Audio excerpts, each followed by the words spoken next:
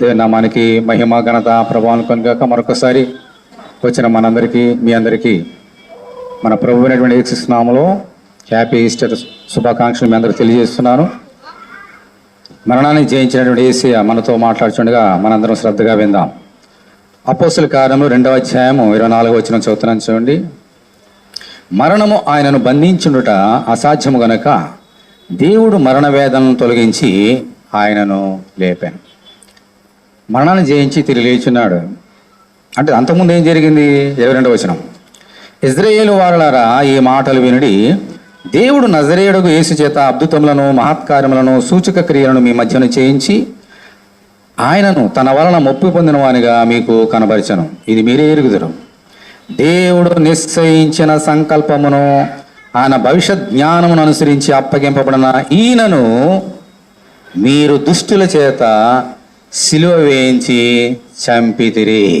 అప్పుడు ఇది మరణము ఆయనను బంధించుట అసాధ్యం గనక దేవుడు మరణవేదం తొలగించి ఆయనను లేపిన. దీని స్తోత్రం. హల్లెలూయా.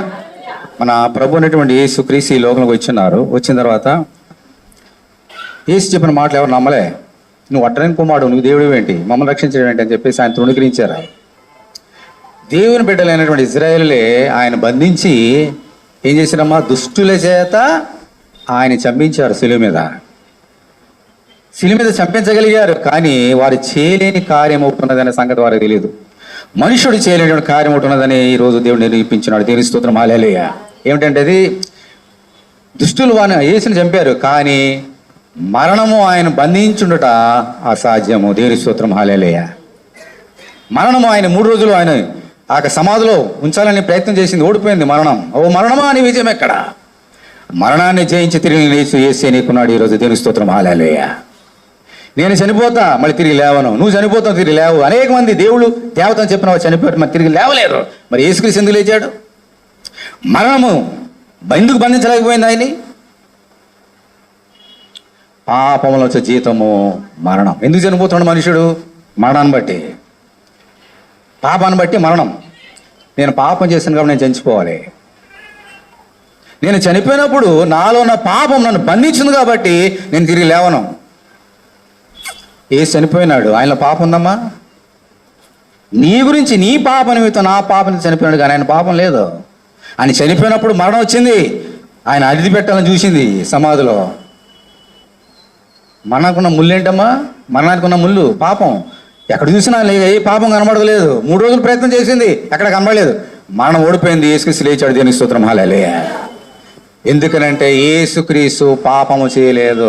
నువ్వు నేను పాపం చేస్తున్నాం, తిరిగి లేలేకపోతున్నాం, కానీ యేసు ఏ పాపం చేయలేదు.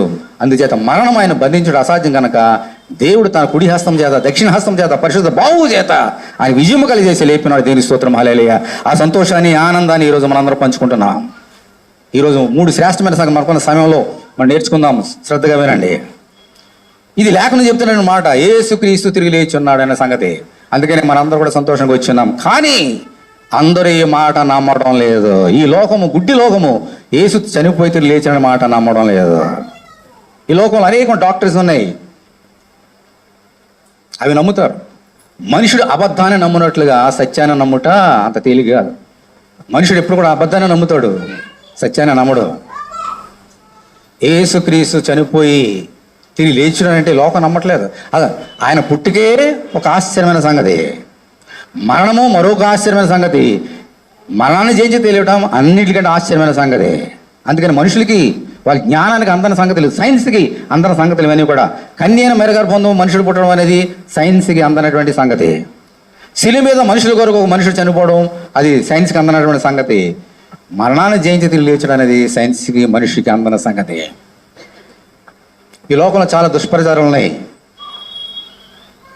ఈవెన్ టుడే, అప్పటి నుంచి యేసు చనిపోయిన దినం మొదలుకొని ఈ దినం వరకు అనేక దుష్ప్రచారాలు. ఏంటమ్మా అవి? Wrong doctrines. ఆయన శిలువ మీద చనిపోలేదు. ఆయన దాహం అనగానే ఏమి ఇచ్చారు? ఆయనకి చేదు చిరకనిచ్చారు. ఆ చేదు చిరకనివ్వగానే, ద్రాక్షారసం ఇవ్వగానే, ద్రాక్షారసం తాగితే ఏమొస్తుందమ్మా? మత్తు. ఆ మత్తులోకి వెళ్ళిపోయాడు. ఆయన చనిపోయినాడు అనుకోని శిష్యులు తీసుకువెళ్ళారు. మత్తు దిగిపోయినా లేచున్నాడు, అంతేగాని ఆయన చనిపోలేదు, తిరిగి లేవలేదు. Even today many people are believing that false doctrine.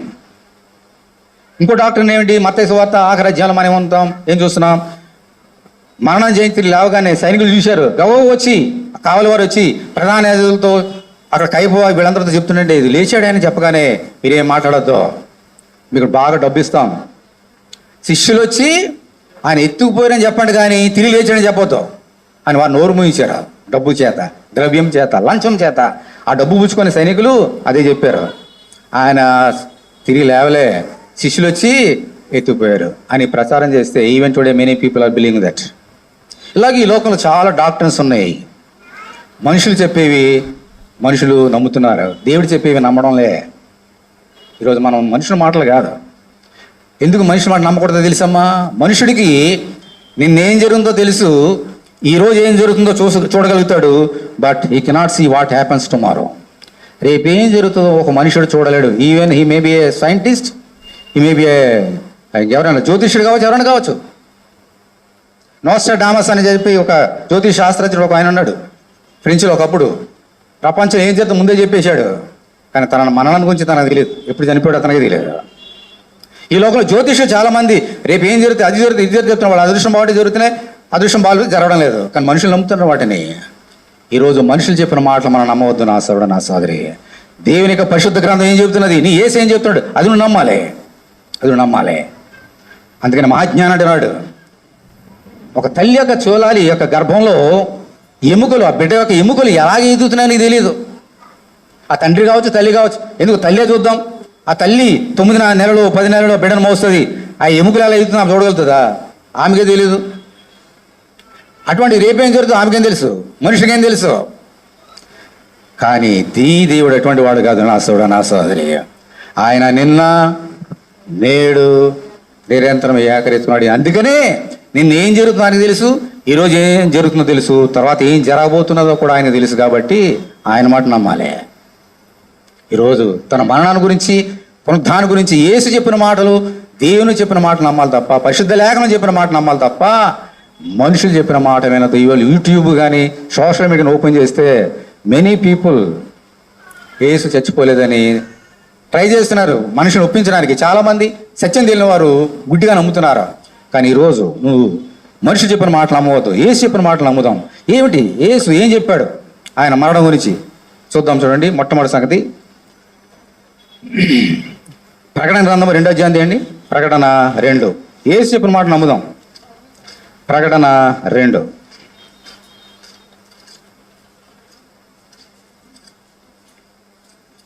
ప్రభు ఏమన్నాడు చూద్దండి. 7 సంఘాలు రాస్తూ ఏమన్నాడు చూడండి. 2వ అధ్యాయం 8వ వచనం. స్నున్నలో ఉన్న సంఘపు దూతకి ఎలాగో రాయము. చూడండి ఏమన్నాడు, మొదటి వాడను కడపటి వాడినై ఉండి, తర్వాత ఏమందమ్మా, మృతుడై మరలా బ్రతికిన వాడు చెప్పు సంగతులు ఏమనగా దేవుని స్తోత్రం, హల్లెలూయా. మృతుడై తిరిగి లేచినటువంటి నేను చెప్పిన మాట ఏమనగా, నేను చనిపోయినాను తిరిగి లేచున్నానని చెప్పేసి ఎవరు చెప్తున్నారమ్మా ఇక్కడ? యేసు తానే స్వయంగా చెప్తున్నాడు. ఏ సాక్షులు కాదు, ఏ మనుషులు కాదు, చనిపోయి తిరిగి లేచినటువంటి యేసుక్రీస్తే తన నోటి ద్వారా చెప్తున్నాడు ఈ మాట. ఇప్పుడు ఎవరు నమ్మాలి మాట? ఆ సైనికులు ద్రవ్యం తీసుకుని ప్రకటించిన మాట నమ్మాలా? ఈ లోకం గుడ్డి లోకం చెప్తున్న మాటలు నమ్మాలా? మన యేసే చెప్పిన మాట మనం వినాలా? యేసే చెప్పిన మాట విందాం. ఆయన అంటున్నాడు, మృతుడై తిరిగి లేచిన వాడు నీతో చెప్పిన సంగతులు ఏమనగా, మృతుడై తిరిగి లేచిన యేసే నీతో మాట్లాడుతున్నాడు ఈరోజు. నా సోదరుడా, ఈ మాట నమ్ముదాం. 2వది లేఖనం ఏం చెప్తాం చూద్దాం. కొలస్సీలకు రాసిన పత్రిక కొలస్సియన్స్ 1వ అధ్యాయం తీయండి. కొలస్సీలకు 1వ అధ్యాయం లేఖనం ఏం చెప్తున్నది ఆయన మరణం పునరుద్ధానం గురించి. 18వ వచనం, 1వ అధ్యాయము 18వ వచనం. సంఘము అను శరీరమునకు ఆయనే శిరస్సు, ఆయనకు అన్నిటిలో ప్రాముఖ్యము కలుగు నిమిత్తము ఆయన ఆది అయి ఉండి, తర్వాత ఏముందమ్మా, మృతుల్లో నుండి లేచుడలో ఆది సంభూతుడాయను. దేవుని స్తోత్రం, హల్లెలూయా. ఆయన మృతుడై తిరిగి లేచుడులో ఆది సంభూతుడంట. ఈ లేఖనం చెబుతున్నది శరీరమైన సంఘం కొరకు. సంఘం అంటే ఎవరు? నువ్వు నేనే. ఆయన శరీరమైన సంఘం కొరకు ఆయన తిరిగి లేచుటలో ఆది సంభూతుడు. ఆది సంభూతుడు అంటే ఏంటి అర్థం?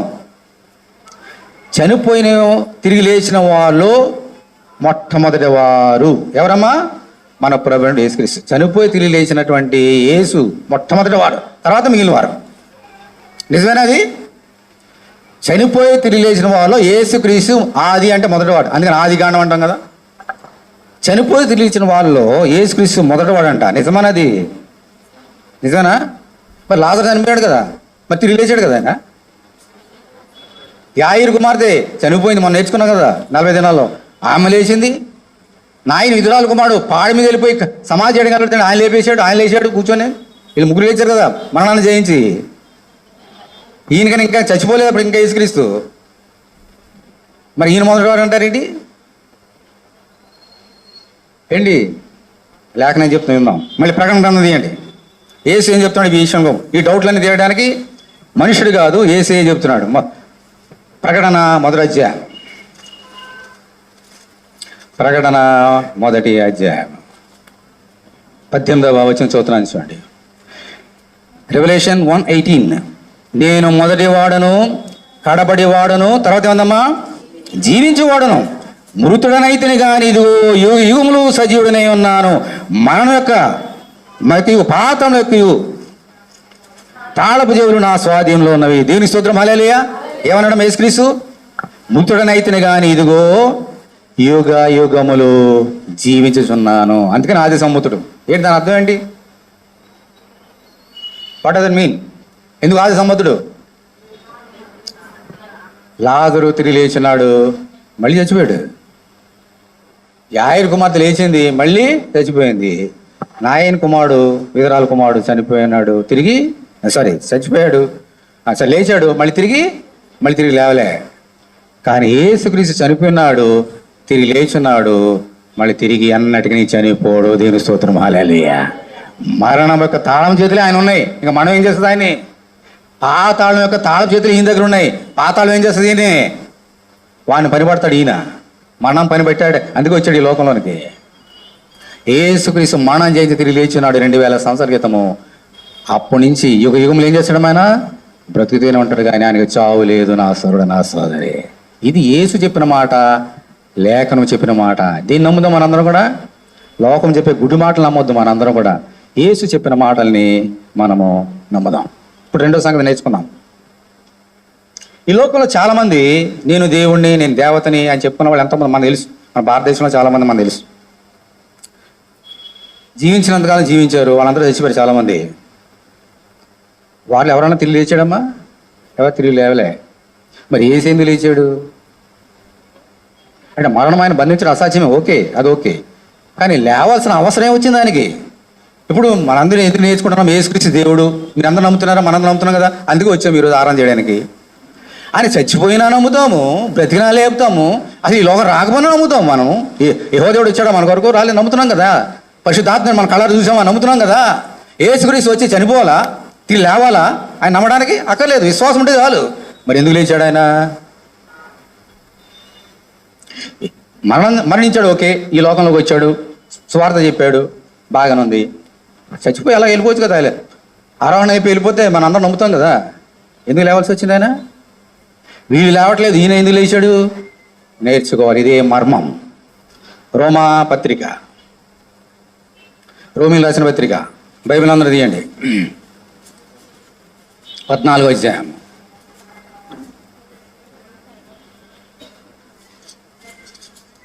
రోమీలు రాసిన పత్రిక 14వ అధ్యాయం చదువుతున్న, చాలా జాగ్రత్తగా గమనించాలి. ఇదే క్లూ. 7వ వచనం, రోమా 14:7. మనలో ఎవడనో తన కోసమే బ్రతుకడు, ఎవడనో తన కోసమే చనిపోడు. ఇప్పుడు 8వ వచనం చూడండి. మనము బ్రతికినను ప్రభు కోసమే బ్రతుకుచున్నాము, చనిపోయినను ప్రభు కోసమే చనిపోతున్నాము. కాబట్టి మనం బ్రతికినను చనిపోయినను ప్రభు వారమై ఉన్నాము. తాను మృతులకును సజీవులకును ప్రభువునకు ఇందు నిమిత్తమే కదా క్రీస్తు చనిపోయి మళ్ళా బ్రతికాను. దేవుని స్తోత్రం. హల్లెలూయా. He has given the reasoning why he has rose from the dead. 9వ వచనం, తాను మృతులకును సజీవులకును ప్రభువునకు ఇందు నిమిత్తమే కదా క్రీస్తు చనిపోయి మళ్ళా బ్రతికాను. ఇప్పుడు అర్థమైందా? యేసుక్రీస్తు ఎందుకు చనిపోయినాడో? ఓకే. ఎందుకు లేచాడమ్మా? మృతులకును సజీవులకును ప్రభువుగా అంటే దేవుడు ఉండడానికి ఆయన చనిపోయినాడు, తిరిగి లేచున్నాడు. ఏంటి దీనిలో అర్థం? ఏంటి మర్మం ఉంది ఇందులో? చాలా జాగ్రత్తగానండి. ఏం చెప్తున్నాడంటే ఆత్మ, మనం బ్రతికినా ఎవరి కోసం బ్రతుకుతున్నాము? ఎవరి కోసం? యేసుక్రీస్తు కోసం. చనిపోయిన ఎవరి కోసం చనిపోతున్నాము? యేసుక్రీస్తు కొరకే చనిపోతున్నాం. ఇప్పుడు యేసుక్రీస్తు కూడా అటు మృతులకును ఇటు సజీవులకును ప్రభు ఉండడానికి ఆయన చనిపోయి తిరిగి లేచాడంట.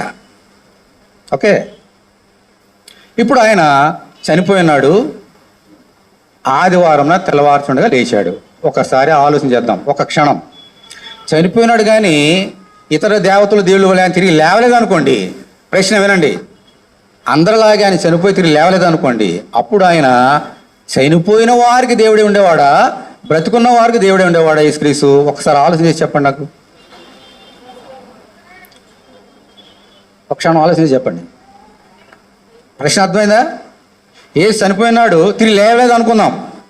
అప్పుడు ఎవరికి దేవుడే ఉండేవాడు యేసుక్రీస్తు? చనిపోయిన వారికా, బ్రతుకున్న వారికా, లేదా ఇద్దరికైనా?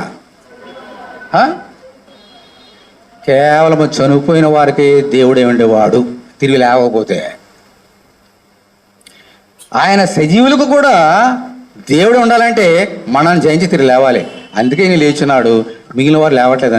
అందుకని వీరందరూ ఎవరమ్మా? ఈ లిస్ట్ అంతా ఎవరైతే ఉన్నారో నేను దేవుని దేవతని అని చెప్పుకున్న వారంతా కూడా చనిపోయి తిరిగి లేవలేదు. కాబట్టి వారికి ఎవరు దేవుళ్ళు దేవతల? వారికి ఎవరికి? చనిపోయిన వారికే, బ్రతుకున్న వారు కాదు. కానీ యేసుక్రీస్తు చనిపోయిన వారికి దేవుడే, బ్రతుకున్న వారికి దేవుడే. ఇది చేయాలంటే ఆయన ఏం చేయాలి? మరణాన్ని జయించాలి, తిరిగి లేవాలి. లేకపోతే అందరిలాగే ఆయనకిని యేసుక్రీస్తుని వాళ్ళకిని యేసుక్రీస్తుని ఏం తేడా ఉండేది కాదు. కానీ అందరిలాంటి వాడిని కాదు నేను, మరణాన్ని జయించిన మృత్యుంజయుడిని చెప్పడానికి మరణాన్ని జయించి తిరిగి లేచున్నాడు. దేని స్తోత్రం, హల్లెలూయా. కాబట్టి ఇప్పుడు ఆయన చనిపోయిన వారికి దేవుడే, బ్రతుకున్న వారికి దేవుడే. ఎలాగూ నేర్చుకోవాలి. బ్రతుకున్న వారికి ఇందాక మీరు అందరూ అన్నారు చచ్చిపోయిన వారికి దేవుడు, మరి బతుకున్న ఎందుకు దేవుడు కాదు? అది తిరిగి లేకపోతే నేర్చుకోవాలి. వినండి చాలా శ్రద్ధగా. యేసుక్రీస్తు అనగా మన దేవుడు. ఇజ్రాయేల్ ప్రజలందరూ కూడా పాలు తేలు ప్రపంచ దేశంకి వెళ్తున్నప్పుడు పొదలో ఒక సంగతి జరిగింది. మోషే అడిగాడు యేసేని, అలా తండ్రిని, ప్రభువా నువ్వెవరు, నీ పేరేంటి? ఏమన్నాడు ఆయన? అబ్రహాము, ఇస్సాకు, యాకోబుల దేవుడు. ఓకే, ఇది బేస్. ఇది గుర్తుపెట్టుకోండి మనసులో. ఇప్పుడు యేసుక్రీస్తు దగ్గరికి కొంతమంది సద్దూకాయలు వచ్చారు. సద్దూకాయలు ఇది ఒక తెగ, పరిశీలకు తెగ, శాస్త్రులకు తెగ, ఈ యొక్క సద్దూకాయల తెగ. ఈ సద్దూకాయలు ఏంటంటే, ఇవి డాక్టరీన్ ఏంటంటే మనిషి చచ్చిపోయాడంటే అంతే, తిరిగి లేవడు. ఇది వీరి డాక్టరీన్. సెడ్యూసిస్ అంటాం ఇంగ్లీష్లో, సెడ్యూసిస్.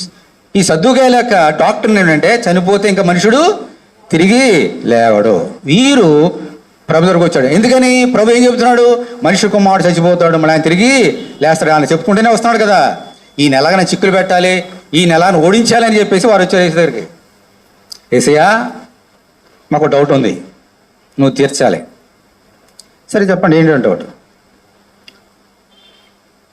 ఒక సహోదరుడు ఉన్నాడు, ఒక స్త్రీని వివాహం చేసుకున్నాడు, కానీ పిల్లలు లేకుండానే చచ్చిపోయాడు ఆయన. వారికి ఇంకా 5 అన్నదమ్ముల వాళ్ళు, ఇంకా 4 సోదరులు ఉన్నారు. ధర్మశాస్త్రం ఏం చెబుతున్నది? పిల్లలు లేకుండా ఒక వ్యక్తి చనిపోతే అతని తమ్ముడు ఆ యొక్క సహోదరికి వివాహం చేసుకొని ఆ అన్న కోసము పిల్లల్ని కనాలి. ఇది ధర్మశాస్త్రం చెప్తున్నది. అందుకని అన్న చనిపోయినప్పుడు రెండో వాడు వచ్చి ఈమెను కాపురం చేశాడు, కానీ పిల్లలు పుట్టుకొని అతను కూడా చచ్చిపోయాడు. అలాగే మూడో వాడు కూడా వచ్చాడు, అతను కూడా పిల్లలు లేకుండా చచ్చిపోయాడు. ఇలా 5 చచ్చిపోయారు. ఇప్పుడు పునరుద్ధానం తిరిగి లేస్తాను అంటున్నారు కదా మీరు అందరూ కూడా. ఇప్పుడు పునరుద్ధానం ఉంది. పునరుద్ధానం ఉంది, ఎవరు లేస్తారు? వీళ్ళందరూ లేస్తారు కదా. ఈ 5 లేస్తారు, ఈ 3 లేస్తుంది. లేచినప్పుడు ఈమె ఎవరికి భార్య అని క్వశ్చన్ వేశారు వాళ్ళు. చూసారా, అతి తెలివి అంటారు దీన్నే. అంటే వారి ఉద్దేశం ఏంటి? ఏ ఉద్దేశం అడిగారు వాళ్ళందరూ కూడా? What their logic? ఎందుకు అడిగారు అలాగూ? ఎవరికి భార్య? మీరు చెప్పండి, ఎవరికి భార్య ఉంటుంది? 5 పెళ్లి చేసుకుంది కదా, మరి 5 భార్యగా ఉండాలి, 5 చేస్తుంది కాబట్టి. ఒకవేళ గనక పునరుద్ధానం ఉండి ఈ 5 లేచి ఈ కూడా లేస్తే, ఈ లోకంలో ఇప్పుడు 5 పెళ్లి చేస్తుంది కాబట్టి లేచిన తర్వాత 5 ఆమె భార్య. ఒక స్త్రీ 5 భార్యగా ఉంటే ఆమె ఏమంటారు? వ్యభిచారిణి అంటారు. అంటే మీ పునరుద్ధానంలో వ్యభిచారులు ఉంటారా అని ఇండైరెక్ట్గా యేసుక్రీస్తుని చిక్కులో పెట్టాలని అడిగారు ఆ ప్రశ్న. ఈయన చిక్కులకి మహారాజు, ఈయన యేసుక్రీస్తు, ఈయన చిక్కులు వేసేసి అందరిని చిక్కులు పెట్టే ఇది మన ప్రభు. అప్పుడు యేసుక్రీస్తు నోట్లోంచి ఒక మధురమైన మాటలు వచ్చిన దేవుని స్తోత్రం. హల్లెలూయా. లూకా సువార్త చేయండి, లూక్ ది గాస్పెల్ 20వ అధ్యాయం.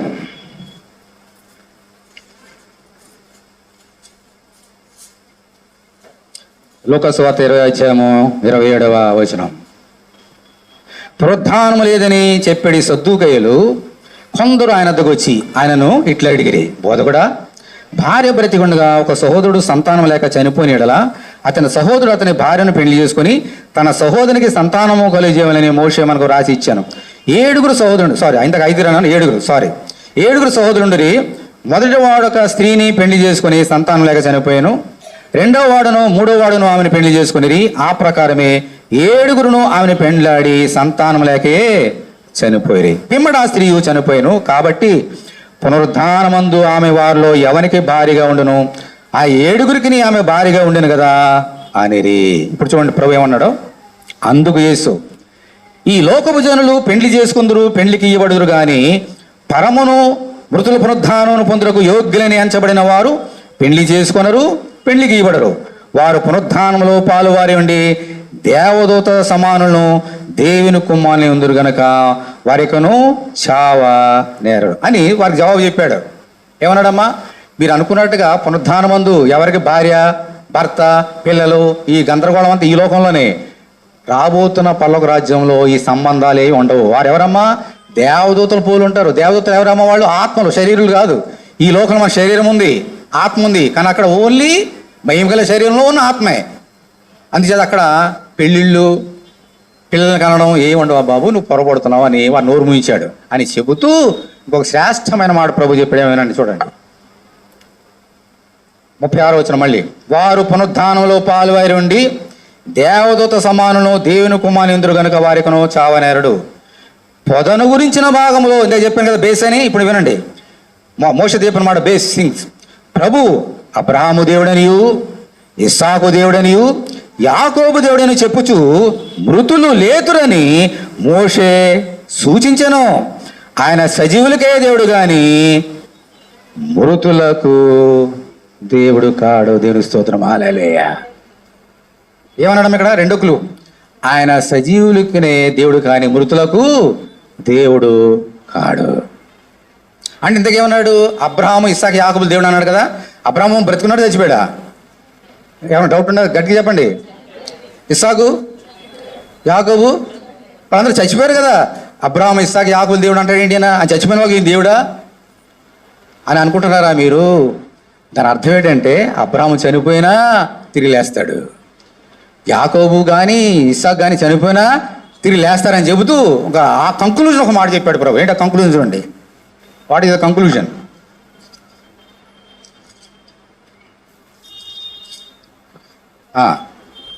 ఆయన సజీవులకే దేవుడు కానీ మృతులకు దేవుడు కాడు.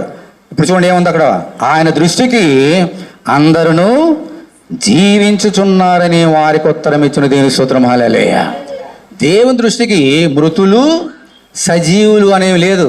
చనిపోయినా బ్రతికిన ఆయన దృష్టికి అందరూ సమానులే. చచ్చిపోయిన వారు కూడా ఆయన దృష్టికి ఎలా ఉన్నారంటమ్మా, బ్రతికిన వారిలాగే కనిపిస్తారు ఆయనకి. మనకేమో చచ్చిపోయాను, అయ్యో చచ్చిపోయావా అని ఏడుస్తాం, లాజరు చనిపోయినప్పుడు ఆ అక్కలు ఏడ్చినట్టుగా. కానీ దేవుని దృష్టికి అలా కాదు. ఆయన యేసుక్రీస్తు కూడా ఏడ్చాడు, దానికి వేరే రీజన్స్ ఉన్నాయి, దానికి దీనికి సంబంధం లేదు. వినండి. కానీ దేవుని దృష్టికి ఒక మనిషి చచ్చిపోయినా ఒకటే, బ్రతికిన ఒకటే, ఇద్దరు సమానంగా ఉంటారు దేవుని దృష్టికి. ఇద్దరు చనిపోయినా బ్రతికినట్టు కనబడుతున్నారు ఆయనకి. అందుకని అబ్రాహాము, ఇస్సాకు, యాకోబు దేవుని. ఎందుకని?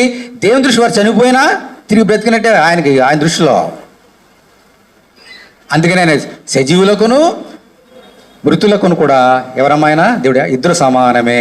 అందుకే ఒక మాట ప్రకటన గ్రంథంలో ప్రభు అన్నాడు. మనం అనుకుంటాం సజీవులను ఒకలాగా చూస్తాము, మనుషులు ఒక బ్రతుకున్న వాళ్ళు ఒకలాగా చూస్తాం, మన లిమిటెడ్ మెంటాలిటీని బట్టి. ఆయన ఏమన్నాడు అక్కడ ప్రకటన గ్రంథంలో?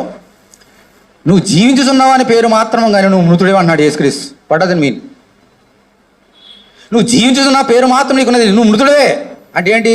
ఇక్కడ వ్యక్తున్నాడు ఒక వ్యక్తి, ఆ వ్యక్తి దేవుడు అంటున్నాడు నువ్వు జీవించున్న పేరు ఉందంతే, నా దృష్టిలో చచ్చిపోయినట్టు లెక్క.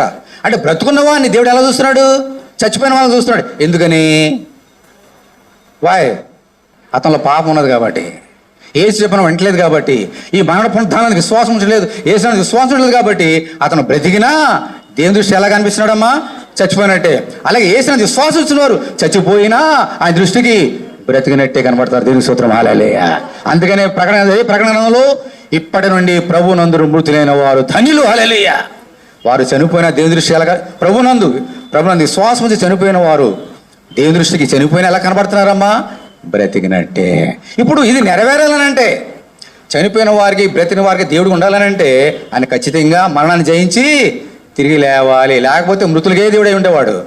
సజీవులు కూడా దేవుడు ఆయన. అసలు మృతుల కంటే మృతులు కూడా సజీవులుగా కనబడుతున్నారు కాబట్టి చనిపోయిన ఆయన ఖచ్చితంగా లేవాలి. అందుకే ప్రభు లేచినాడు. దేవుని స్తోత్రం, హల్లెలూయా. మరి ఈ లోకంలో చాలామంది నేను దేవుడిని దేవతలు చెప్తున్నారు. ఒకళ్ళని ఇచ్చారా? ఎవరికి దేవుడు? వాళ్ళందరూ చచ్చిపోయిన వారికి, వాళ్ళందరూ మృతులు. అందుకనే ప్రభు ఒక మాట అన్నాడు, మృతులు తమ మృతులను పాతి పెట్టుకుననేమో, సజీవుడు అన్నాడు ఏమన్నా నన్ను వెంబడించో, మృతుల గురించి నువ్వు ఎందుకు వెళ్తావు అన్నాడు ప్రభు ఒక వ్యక్తిని చూసి. మృతులు తమ మృతులను పాతి పెట్టుకోననేమో, తిరిగి లేవరు వాళ్ళు. దేవుని దృష్టి వాళ్ళు చచ్చిపోయినట్టే, వేసినందుకు విశ్వాసం లేదు కాబట్టి.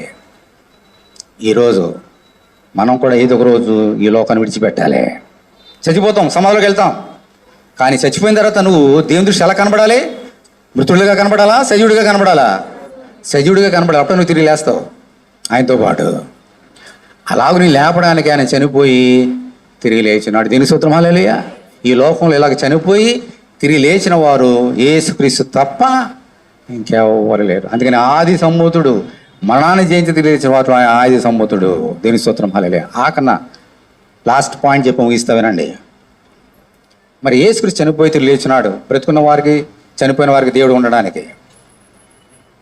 యేసు తిరిగి రాబోతున్నాడు మనకు తెలుసు. ఆయన వచ్చినప్పుడు నేను కూడా ఆయన మరణాన్ని జయించి ఎలా లేచినాడో నేను కూడా మరణాన్ని జయించి తిరిగి లేవాలంటే నేను ఏం చేయాలి? ఈ లోకంలో అనేక మంది ఉన్నారు, రెండో రాకడ వస్తుంది, అందరూ లేచిపోతారా ఆయనతో పాటు? అందరూ సమాధులు ఉంటారు, నూతులుగానే ఉంటారు. మరి నేను తిరిగి లేవాలంటే నేనేం చేయాలా? 2 కార్యాలు చేయాలా? దేనికి స్తోత్రం, హల్లెలూయా. రోమీయులు రాసిన పత్రిక 10వ అధ్యాయం తీయండి. రోమీయులు రాసిన పత్రిక 10వ అధ్యాయం.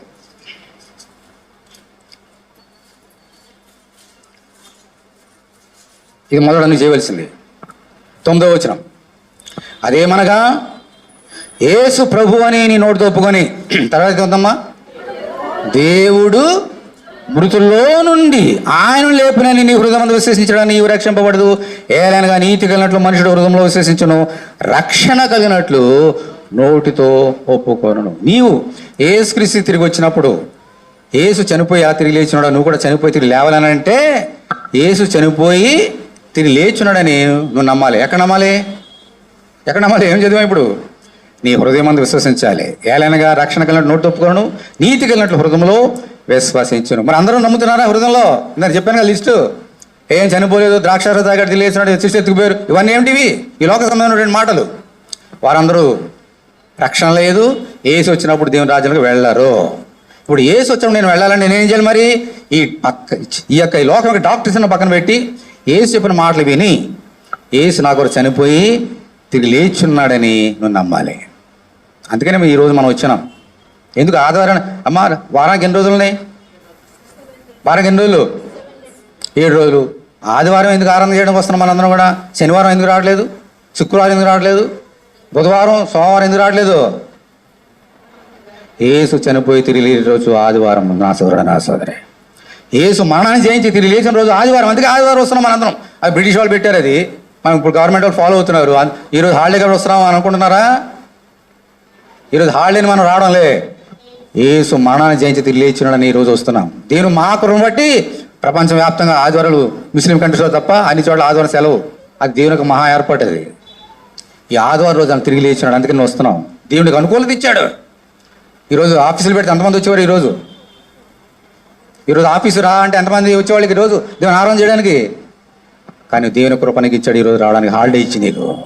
అందుకనే చాలామందికి ఆదివారం హాలిడే, యేసు నమ్ముకున్న వారికి హోలీడే.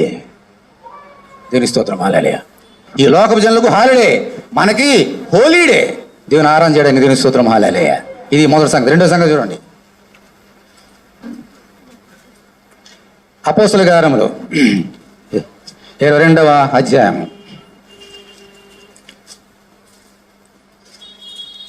అపోస్తల కార్యములు 22వ అధ్యాయం. పౌలు గారి ద్వారా దేవుడు చక్కని మాట్లాడుతున్నాడు. 22వ అధ్యాయము 16వ వచనం. ఈ పౌలు గారు ఒకప్పుడు ఇలా మృతుడిగా ఉన్నాడు, ఒకప్పుడు యేసు మరణ పునరుత్థానంలో పాలువాడుగా లేడు ఒకప్పుడు. కానీ సత్యం తెలుసుకున్న తర్వాత ఏం జరిగిందో చూడండి. 22:16. గనుక నీవు తడువు చేయడేందుకు లేచి ఆయన నామను బట్టి ప్రార్థన చేసి బాప్తిసం పొంది నీ పాపములను కడిగి వేసుకోమని చెప్పాను. అందుకని పౌలు గారు ఏం చేశారమ్మా? బాప్తిసం తీసుకున్నాడు. బాప్తిసం తీసుకున్న ద్వారా ఏం జరుగుతుంది? పాపాలు క్షమించబడుతున్నాయి, అప్పుడు రక్షణ వస్తుంది. కాబట్టి తీసుకున్నానని చెప్తున్నాడు. ఏంటి బాప్తిసం ఎందుకు తీసుకోవాలి?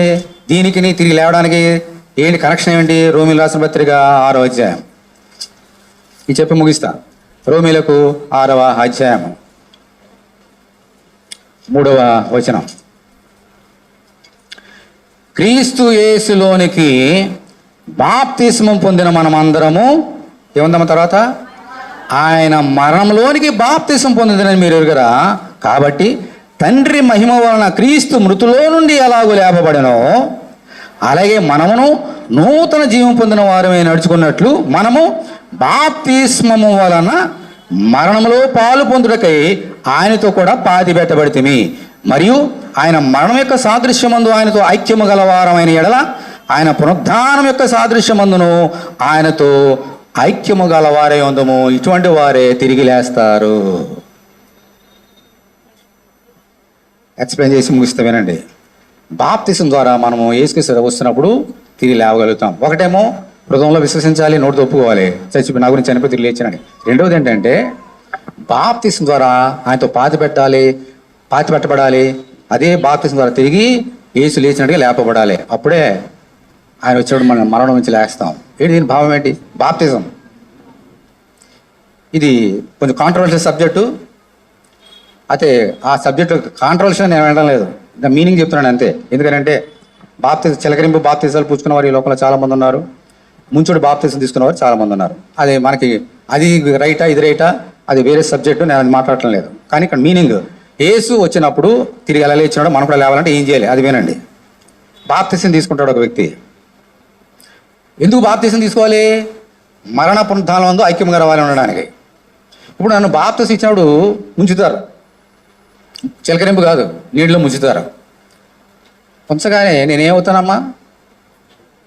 యేసుక్రీస్తు మన పాప నిమిత్తం చనిపోయి ఎలా సమాధి చేయబడ్డాడో నా పాపముల నిమిత్తము నీళ్ళలో ముంచబడినప్పుడు యేసుతో పాటు నేను చచ్చిపోయినాను. దేవుని స్తోత్రం. హల్లెలూయా. ముంచిన తర్వాత ఏం చేస్తారు? మళ్ళీ సేవకుడు లేపుతాడు. యేసు మరణాన్ని జయించి ఎలా లేచున్నాడో నేను కూడా పాపాన్ని వదిలిపెట్టేసి యేసు తిరిగి లేచినట్లుగా బాప్తిసం ద్వారా తిరిగి నేను లేస్తున్నాను, నూతన జీవం కలగవాడనై. అందుకే బాప్తిసం. ఇలాగూ ముంచబడి తిరిగి లేచుడు ద్వారా యేసు మరణంలోకి నేను వెళ్తున్నాను సాదృశ్యంగా. తిరిగి లేచుడు ద్వారా ఆయన పునరుద్ధానంలోనికి నేను ఐక్యం గలవారే ఉంటున్నాను. అందుచేత నేను ఆయన మరణానికి సాక్షినే, ఆయన పునరుద్ధానికి సాక్షినే. నాకు చిలకరింపు బాప్తిసం ఇస్తే ఈ సాదృశ్యంలోకి నేను వెళ్ళలేను. అంచేత దాని గురించి ఓకే. అందుచేత ముంచబడే బాప్తిజం అనేది చాలా ప్రాముఖ్యమైనది. అలా చేయటం ద్వారా నువ్వు యేసుక్రీస్తులోనికి బాప్తిజం పొందుతున్నావు, మరణంలోనికి జీవంలోనికి. అది యేసు వచ్చినప్పుడు తిరిగి చనిపోయినా నువ్వేం చేస్తామా? బ్రతుకు. అందుకనే ప్రభుని యేసుక్రీస్తు మార్త మరియలో ఇందాక లాజరు చనిపోయినాడు ఒక మాట అన్నాడు. 11వ అధ్యాయం యోహాను సువార్త 11వ అధ్యాయంలో. ఓ మార్త, చూడండి మాట చెప్పి ముగిస్తా. యోహాను సువార్త 11వ అధ్యాయం చూడండి. యోహాను సువార్త 11వ అధ్యాయం ఏమన్నాడు చూడండి. 23వ వచనం 21 చూడండి. 11:21. మార్త యేసుతో, ప్రభువా నీవు ఇక్కడ ఉండి నెడలా నా సహోదరుడు చావకుండాను, ఇప్పుడైనా నువ్వు దేవుని ఏమడిగినాను దేవుడు నీకు అనుగ్రహించిన ఎరుగుతున్నాను. యేసు నీ సహోదరుడు మరలా లేచునని ఆమెతో చెప్పగా మార్త ఆయనతో అంచె దినమున పునరుద్ధానమందు లేచునని ఎరుగుతున్నాను. అందుకు యేసు, పునరుద్ధానమును జీవమును నేనే, నా యందు విశ్వాసం ఉంచువాడు చనిపోయినను బ్రతుకును. దేవుని స్తోత్రం. హల్లెలూయా, హల్లెలూయా. తర్వాత బ్రతికి నా యందు విశ్వాసం ఉంచిన వాడు ప్రతివాడును ఎన్నటికీ చనిపోడు. ఈ మాట నమ్ముచున్నవా ఆమెను అడిగాను. అవును ప్రభువా నమ్ముతున్నాను అన్నది. ఈరోజు నువ్వు నమ్ముతున్నావా నా సోదరుడు, నా సోదరి? యేసునందు విశ్వాసం ఉంచిన మనము చనిపోయినా మరలా తిరిగి లేస్తాం. ఎందుకనంటే ఆయన చనిపోయి తిరిగి లేచాడు కాబట్టి ఆయన విశ్వాసం ఉంచిన మనము కూడా చనిపోయినా తిరిగి లేస్తాం. ఈ నిరీక్షణ మనకి ఇవ్వడానికి ఆయన మరణం జయించి తిరిగి లేచున్నాడు. ఈరోజు మనకి గొప్ప నిరీక్షణ, గొప్ప ధైర్యం. నా యేసు చనిపోయి తిరిగి లేచున్నాడు, నేను కూడా చనిపోయిన తిరిగి లేస్తాను. అందుకని ఆయన చనిపోయి తిరిగి లేచున్నాడు. దేవుని నామానికి మహిమ కలుగును గాక. హల్లెలూయా. అంచేత నువ్వు చేయవలసిన కార్యం, ఇంకా ఎవరైనా బాప్తిసం తీసుకోకపోతే పాప క్షమాపణ నిమిత్తం మీరు బాప్తిసం తీసుకోవాలి. ముంచుడు బాప్తిజము. అప్పుడు ఆయన మరణంలోనికి, ఆయన పునరుద్ధానానికి సాదృశ్యంగా ఉంటావు. ఆ తర్వాత నువ్వు సాక్షిగా మారాలి. యేసు నా గురించి చనిపోయి తిరిగి లేచినాడు. ఈ రెండు కార్యాలు చేయడం ద్వారా, బాప్తిసం తీసుకున్న ద్వారా నువ్వు సాక్షి అవుతున్నావు, నీ హృదయంలో విశ్వసించడం ద్వారా కూడా నువ్వు సాక్షి అవుతున్నావు. అలా సాక్షిగా ఉండాలని దేవుడు ఈరోజు నీతో మాట్లాడి ఉన్నాడు. దేవుని స్తోత్రం. హల్లెలూయా. అంత లేచిన రండి.